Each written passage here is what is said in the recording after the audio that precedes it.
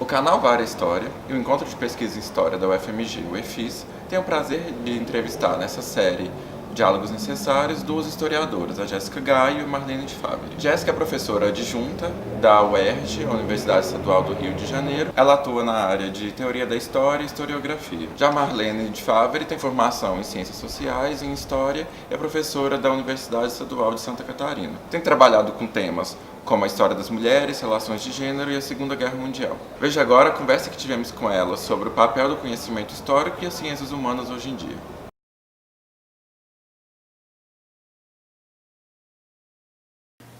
Professoras, obrigado por terem aceitado fazer a nossa entrevista. Vamos começar então com uma pergunta para a professora Jéssica.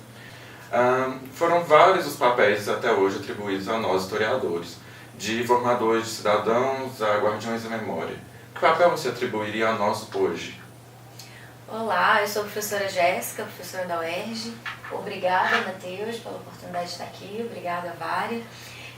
A nossa sociedade parece que tem muito interesse, muita curiosidade hoje pela história.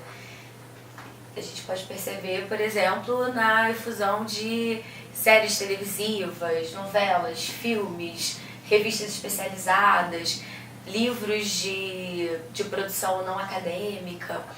Então parece que de fato a gente não vive uma crise da história, mas o historiador precisa pensar qual é o seu lugar dentro dessas disputas de narrativas. Exatamente pensando nessa configuração da sociedade brasileira e nesse interesse por conhecimento acerca da história, do passado, que o historiador deve se inserir nesse debate, contribuindo para a democratização dessas narrativas. É importante perceber como as narrativas que têm surgido são muito focadas em percepções binárias da história, conclusões dicotômicas, supersimplificações dos processos históricos. Então me parece muito importante que o historiador se coloque também nessa arena, mostrando o quanto o processo histórico é complexo, o quanto ele é formado por uma gama muito grande de aspectos e uma tessitura muito complexa de interferências, de forma que esse discurso do historiador possa contribuir para uma complexificação do debate. Então, em certa medida, o papel do historiador na nossa sociedade, na sociedade contemporânea, também passa por um processo de disputa dessas narrativas. E não exatamente afirmando que o historiador tem um monopólio acerca do passado, do discurso do passado, mas principalmente dizendo que ele tem um papel que é de mostrar o quanto uma dimensão temporal pode contribuir para que as questões do nosso tempo se tornem mais complexas e que a gente consiga construir soluções que contemplem um número cada vez maior de propostas e demandas da sociedade. Obrigado. Então, agora uma pergunta para a professora Marlene. A gente tem observado, tanto institucionalmente quanto na sociedade, um crescimento do conservadorismo. A gente pode atribuir um insucesso do nosso papel como historiador? E há também uma maneira da gente quebrar esse isolamento acadêmico de forma com que o nosso trabalho dialogue com a sociedade? Bem, obrigada, Matheus, obrigada, Jéssica, pela companhia, obrigada a Vária, vocês aqui da UFMG. Você me pergunta se do sucesso ou do insucesso dos historiadores. Eu penso que não dá para falar só em sucesso. Eu penso que os historiadores tiveram e têm um papel importante no que tange a conscientização das pessoas para uma história crítica e para um olhar mais aguçado sobre os problemas contemporâneos. Não que se alcance isso o 100%, Mas, por exemplo, eu tenho alunas e alunos, principalmente alunas que passaram por mim na graduação e que hoje fazem um trabalho belíssimo nas escolas de primeiro e segundo grau, engajadíssimas. Então, isso é importante. Por um outro lado, pegando o gancho que você falou, Jéssica, da importância de uma outra narrativa, nesse momento, vamos pensar nesse momento da história, os historiadores são importantíssimos para pensar essa outra narrativa e para que eles possam se inserir melhor na sociedade. Eu penso que os historiadores não não deveriam fugir dos movimentos sociais, né? Estar inseridos nos movimentos sociais. Eu penso que as universidades tinham que ter mais programas de extensão, mas com maior abrangência, porque a gente vê muitos programas de extensão que ainda são de pequena abrangência, ou que não dão muito resultado, ou resultado, né, que poderia ser melhor, mas uma abrangência maior de pessoas. E também, em terceiro lugar, os historiadores têm que estar muito atentos com os problemas da contemporaneidade, com o tempo presente, né? As perguntas que os historiadores fazem são perguntas do tempo de hoje. E eu costumo dizer que se a história não servir para a vida, a história não serve para nada.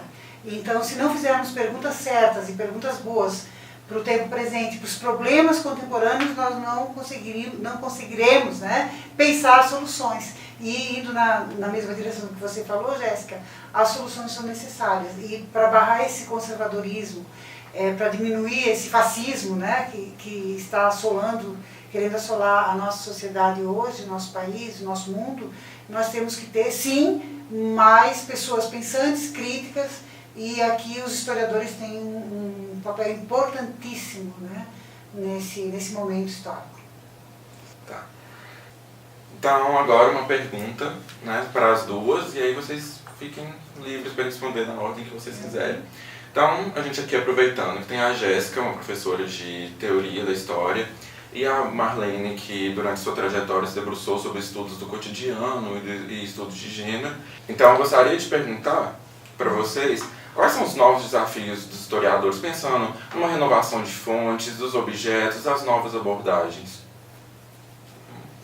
Bom, obrigada pela oportunidade. Eu acredito que existem desafios de ordens diferentes. Talvez o grande desafio que a gente enfrente hoje é exatamente a necessidade de lidar com novas mídias. E isso talvez seja uma exigência curricular, tá? Porque nós não temos preparação, não temos treinamento para lidar com produção midiática, com outras formas de comunicação.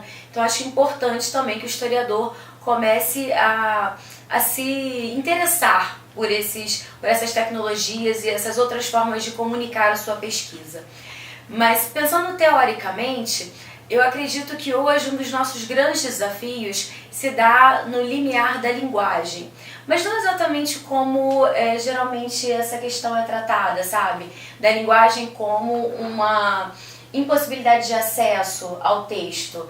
Porque me parece que o que hoje tem afastado algumas pessoas da escrita da história, acadêmica sobretudo, não é exatamente porque o texto acadêmico ele é um texto difícil de ser lido. Isso acontece também em alguns momentos, mas principalmente porque o texto acadêmico ele se pretende muito neutro e muito a par de questões que estão em disputa na sociedade, demandas dos movimentos sociais. Então talvez um desafio importante seja pensar teoricamente esse texto como uma forma de comunicar pesquisas, mas também como uma forma de mostrar o historiador como um indivíduo inserido na sua sociedade e dialogando com essas demandas que a sua sociedade lhe apresenta. Acho que esse é um ponto que nós precisamos lidar e talvez seja algo que nos permitiria crescer e enfrentar esses desafios no que diz respeito à disputa de narrativas na sociedade. Isso. Legal. Então, os desafios para os historiadores e para as historiadoras são tantos, né? Eu concordo com a Jéssica na questão das mídias. Nós precisamos ter instrumentos para fazer uma melhor leitura das mídias contemporâneas, né?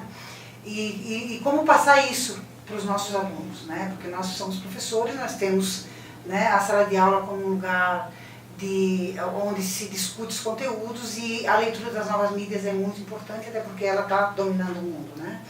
E em segundo lugar, eu penso que é um desafio muito grande dos historiadores e das historiadoras fazer a transposição didática, aquilo que eu não sei se é exatamente o termo, mas como transformar tanta produção científica em uma leitura que seja acessível tanto para os livros didáticos quanto para a população em geral, né? Então isso eu acho que é um grande desafio. E no terceiro ponto, eu penso que eu, como professora dos estudos de gênero, do feminismo, do cotidiano, né, como você falou, eu vejo a importância que tem nós voltarmos os nossos olhares para os subalternos, aqui trazendo uma frase de Gayatri Spivak, ou seja, saber ouvir, né? Fala-se muito em memória, fala-se muito em narrativa, temos a disputa de narrativas o tempo todo e temos que saber ouvir, saber oportunizar a voz aos subalternos, né, usando o termo da Spivak, mas mais que isso, temos que oportunizar que essas pessoas sejam ouvidas e sejam respeitadas enquanto sujeitos, né? Isso se chama hoje nos estudos de gênero de interseccionalidade, né? Olhar interseccional, sabendo que o gênero, esses estudos de gênero tem classe, tem etnia, tem raça, tem geração, né? Tem cor, tem sexo, né? Enfim, sabendo que nós não podemos deixar uma dessas categorias de fora.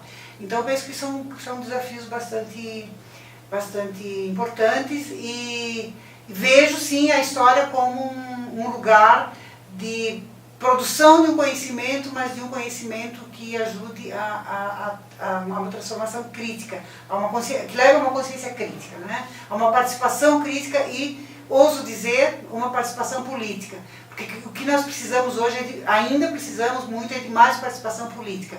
Não estou falando de uma política partidária, estou falando da participação enquanto praxis política, do entendimento de que somos sujeitos nesse mundo e que temos o poder e o dever, né, de influenciar nas decisões democráticas. E temos que lutar por democracia. Os historiadores têm que lutar por democracia, por direitos humanos e por justiça social, sendo imprescindível. Bom, É isso. então eu agradeço vocês por terem aceito o convite. Espero que a vinda a BH tenha valido a pena. Eu agradeço em nome do EFIS, em nome da Vale História. Agradeço a quem assistiu também.